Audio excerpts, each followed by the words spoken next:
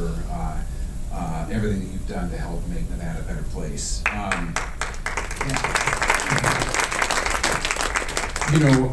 Assemblyman Hickey asked about, where we could find revenues. And, there is one industry in Nevada that is doing quite well. It has actually taken trillions of dollars out of our state with about a 1% tax load to the general fund under the particular tax that it pays. So a single mother on welfare has a higher tax load than Nevada's world-class mining industry. And the reason for that is because since statehood, they've had a constitutional sweetheart protection that legislators have been loath to take out because of their army of lobbyists, one lobbyist for every state senator, because they give away millions of dollars in campaign funds. And now the public has really had it, and they want something done. So now there's this phantom legal argument that says, oh, if we take them out of the Constitution, they won't be taxed anymore. Which really scares me to hear legislators think that that's where they're taxed, because it's actually in statute. And Brenda Erdos with the Legislative Counsel Bureau is on the record saying they will not pay one dime more nor one dime less once SJR 15, which is the provision that you all voted on last time to remove them from the Constitution, becomes law. So my question would be, do you support SJR 15 this time around? And if not, why not? Thanks. Are we asking this just to the legislators or the entire? I think everybody should. And the other thing is everybody in this room needs to get involved in that. It just is really aggravating year after year to go to the taxation committees and only see rich people and Jan Gilbert there, all right? And sometimes John Sasser and others. And you go over to the Ways and Means Committee and you see poor people. And all of us, we used to fight over the crumbs. We don't do that anymore thanks to the leadership and the unity of the Human Services Network and the Human Services community in Nevada. But we need to do better over there in that taxation committee in fighting for these revenues that are at the heart of why people here are dying, all right? So thanks. I've gone on too long. We're going to go in a different order this time. John, I'll let you start.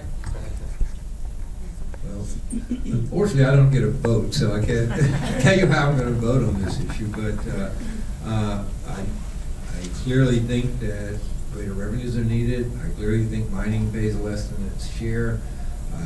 Illegally, as I understand it, if they come out of the Constitution, that, as Bob said, that Brenda Erdos, the former LCD legal director, has said that that won't change what they pay. So in that sense, I think that mining should be part of the mix. I don't think them alone. I still am galled by the fact that the Walmarts and the large corporations in Nevada pay less than they do in all our surrounding states, and yet the price in the store is the exact same as it is in California or Utah or Arizona. And I still would love to see that nut cracked. I think they have a contribution to make. In terms of a similar thing to mining, one thing that interests me, and who knows how it'll pan out, but I guess there's a potential large oil strike near Tonopah that, not the shale oil stuff that's going to be one issue, but a real old-fashioned gusher like they have in Alaska. So I'd like to see the Sarah Palin tax initiative to have every Nevadan get a piece of that action, so those profits aren't shipped out of state. So there's a lot to talk about here, but again, I don't get a vote on HJR 15, but the person to my left does.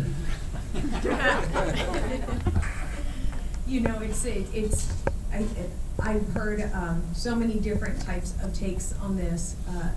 Being a legislator, the only thing I'll say is, and because it's being recorded, I won't say it into the microphone. And I'll say, they've got lots of lobbyists, but they have way more lawyers than they have lobbyists.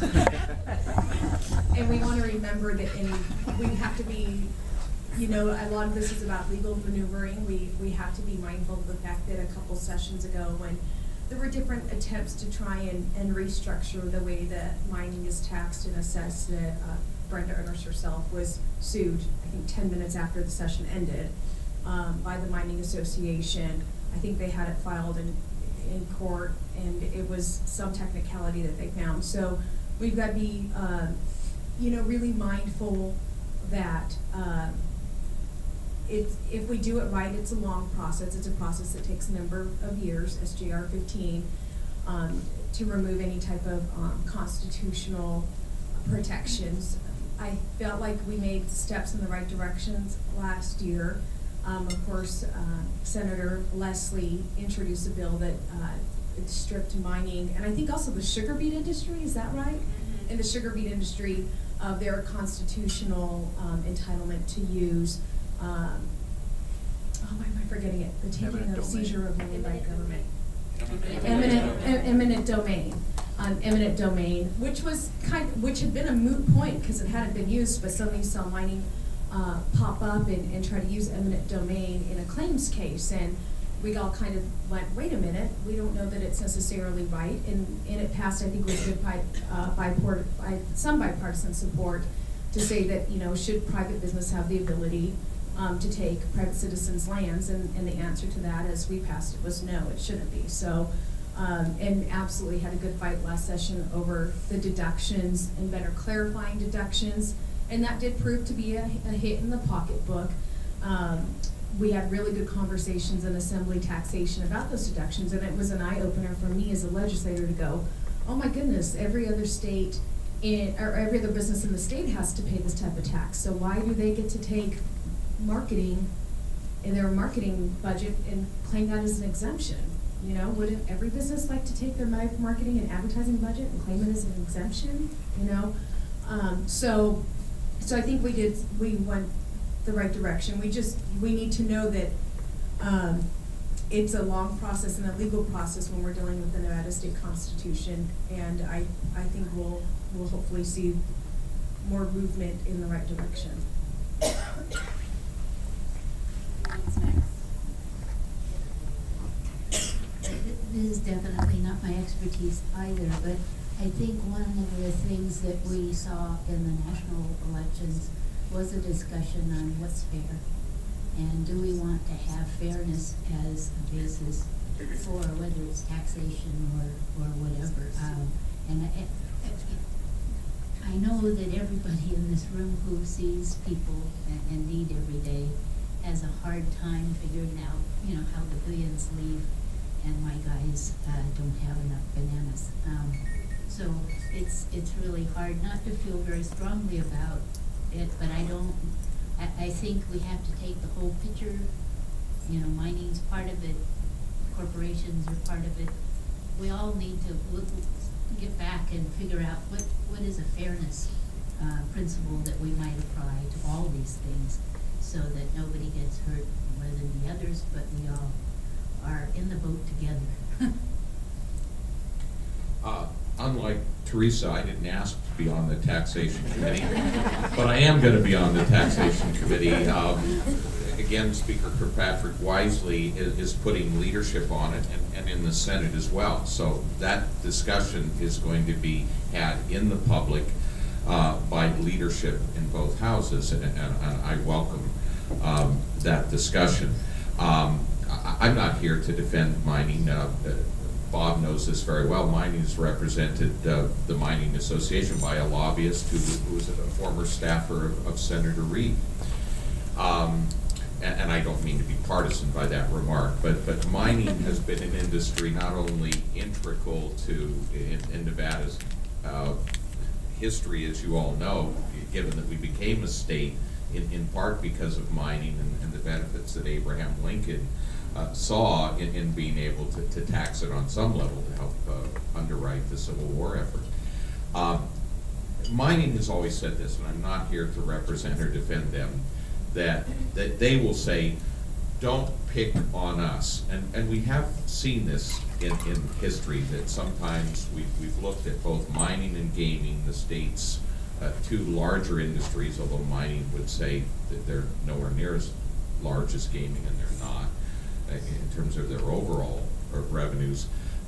They would say, whatever you do, make it broad-based, make it apply to everyone, and we're more than happy to step up to the plate. Don't go after gaming when they're doing well, or mining when they're doing well, because then we're not being fair. They just don't want to be singled out. So if we do get to the point, either this session or next, of truly restructuring the tax system, and if it was a service-based tax, for example, I'm sure they and their vendors would be paying into that new system if we ever arrive at that point.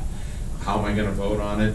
I probably am not going to vote in favor of it because I think we need a larger solution. Thank you. It's difficult keeping my mouth closed right now. Okay, we have a question over here. Okay. Well, we're really glad and heartened to see an increase in the number of home and community-based waiver slots for the first time since I've been in Nevada. We need to make sure not only that these get funded, but whether this really represents what the true need in the community is, as we're one of the fastest growing states in terms of seniors and senior populations. And we all know, we've said it lots of times, it costs about 4 times as much to put somebody in a nursing home and in the home and community-based services, so we need to make sure those are available. But that's not what my question was. But you know, being an advocate, you have to put your point in. This is about employment and also health care, so I want to mention that. Currently in the state of Nevada, there's about 500,000 people that provide unpaid care every year, and that results in what's been estimated to about $4 billion in unpaid care that the state doesn't have to provide, and that is many, many times the state budget for Medicaid. So it's really important that these unpaid caregivers be allowed to provide this care and also maintain their employment. There's a very simple bill, SB 80, that is a pre-filed bill that helps to just do that. It's kind of what we're calling a family caregiver employee discrimination bill. And what it does, it just adds to the protected classes of employees family caregivers, because right now they can't discriminate against you because of age, because of gender, because of sexual identity, and a couple other things. It adds family caregivers because many times they are discriminated against and forced to choose between either having their job or providing the care. Just this morning I talked to somebody in this room who actually lost their job because they were caring for their mom. Now this bill not only protects people who need jobs that are caring for their spouse or their parent, it could also be for someone with disabilities or even children. So this is really important. This will really help people get the health care that they need and the help at home, as well as